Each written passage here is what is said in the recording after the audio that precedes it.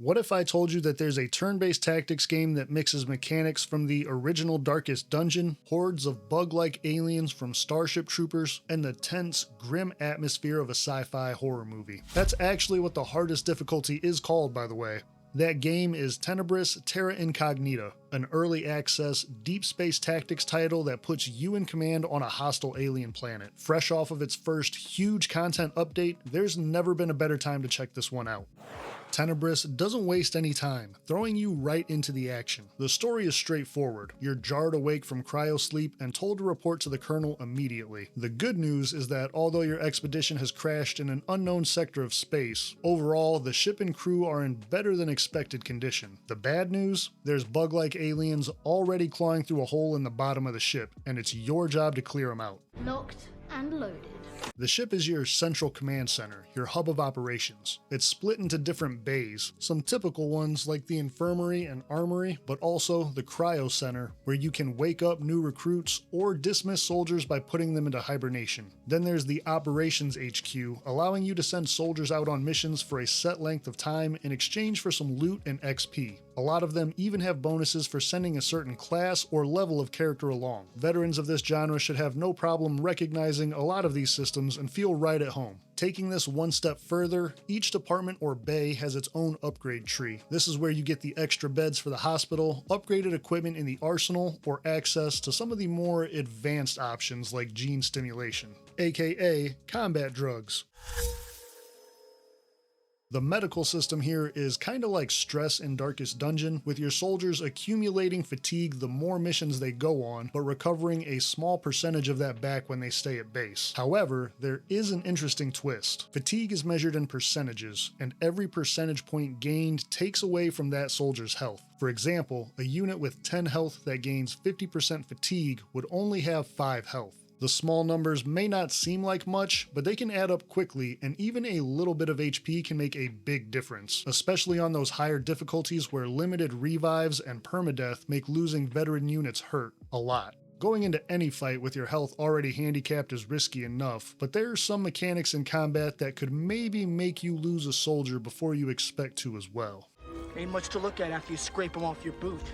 Which is why you can't get cocky. Tenebris isn't just about winning one-off fights, it's about surviving as a whole, against hordes of alien nightmares, each with their own twisted ways to eliminate your squad. What starts off as smaller bugs that might actually run from you, quickly escalates into bigger, badder, more deadly variants. Missions combine traditional turn-based tactics with the side-scrolling exploration of Darkest Dungeon. The speed and initiative stats are very important. Speed determines the turn order, but the initiative system here isn't what you're used to. I'll come back to that one in a second. As you navigate each map for extra loot or story events, you'll run into a few surprises, including getting trained in the starter missions by some guy named Splattercat.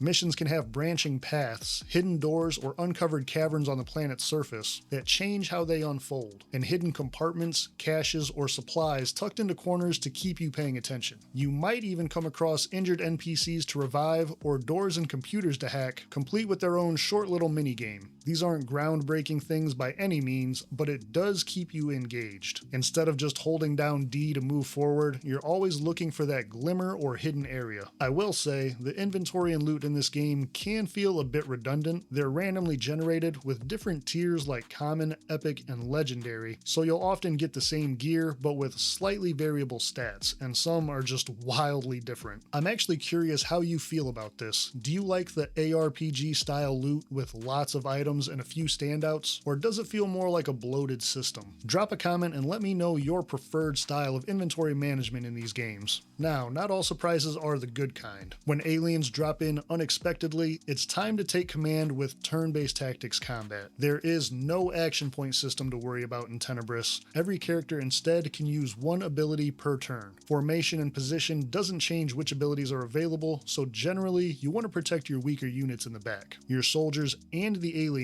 have armor that needs to be destroyed before doing any health damage, except for some status effects like bleeding or special attacks that ignore armor completely. And there is a flurry of status effects going on, from both sides. You won't win a war of attrition. It's a game of stack management and knowing what to cleanse and when. There's no hand-holding. You'll be dealing with bleeding, poison, fear, and knockdown attacks, while the aliens are running pheromone exchanges, regeneration, and buffs of their own. Countering these abilities and identifying the biggest threats quickly is a crucial part of surviving. Medics can counter negative stacks and heal HP, while techs have drones that replenish your armor. But the real challenge is choosing between recovery and survival, or risking it all to eliminate that bug in the back, keeping the swarm alive. This is classic positional strategy, and playing too timid or trying to just survive usually will end up with you dead. This becomes even more important as you progress, with the overwhelming nature of the bugs coming into play. Some fights and missions will have clearly defined waves, where you won't get a break in between fending off multiple groups of aliens. These waves generally start light, with smaller, easier to take down enemies, and progress into mixes of the heavies and more deadly support units. With cooldowns, health, and armor persisting through these fights, every decision matters. Use your heads! That being said, if you really want to survive in Tenebris, you'll need to master two of the most important tactics: the combo system and a unique initiative mechanic that can completely flip a fight. These are the two pieces that truly make the combat stand out and punish you if you ignore them. Starting with the combo system, your soldiers can enter a state called combat concentration, usually as a side effect of certain abilities. When under this effect, if any other character uses a skill with the note triggers combo, as seen here, then every unit under combat concentration will perform a combo attack on their target at the same time. Up to 4 soldiers at once if you can time it right. Not only does this add a little bit of zing, but it's almost a necessity to take down heavier enemies and bosses. Strategically using the turn order, abilities, and targets can really maximize what you do with these combos. Next up is the initiative system, which some veterans might take to mean turn order, but it's more like momentum here. The yellow initiative bars fill up as you use attacks and abilities, and when you reach full initiative, you get to take an extra turn, back to back. Now that sounds great, but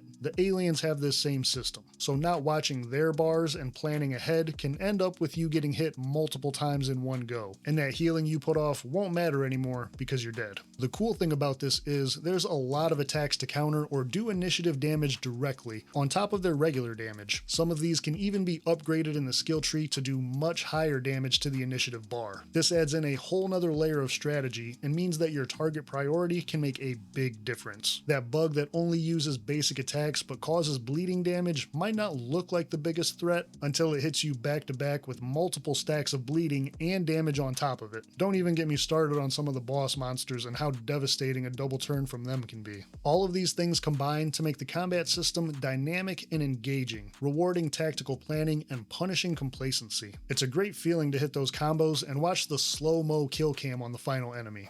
Now again, Tenebris Terra Incognita is in early access, so you're probably wondering, what kind of content and gameplay loop can I expect? After your first few tutorial-style missions and training with Splatter, which introduce you to the combat, exploration, and your first mini-boss, the game opens up and lets you control the pace yourself. Sweep missions are basically routine patrols and cleaning up the infestation, infinitely replayable and with increasing difficulty levels to match different levels of characters. These are your bread and butter grind to level up and get resources type of missions. Like most of these games, you'll want to have multiple squads ranked up and available, so you're not completely screwed if you lose your main one. The non-story side missions are things like rescuing scientists or helping to establish a forward outpost by thinning out the bugs. These also have different levels and can accommodate some of your lower characters, so there's plenty of ways to get those rookies up to speed. Lastly, the pink markers are story missions that move the plot forward and are generally high level, longer, and tougher. Upgrading the ship, unlocking, and buying equipment does take quite a bit of resources, so if grinding is your thing, hop right in. As for the classes and soldiers, there's career progression and skill tree options that create different builds and dynamic play styles for each. Snipers, medics,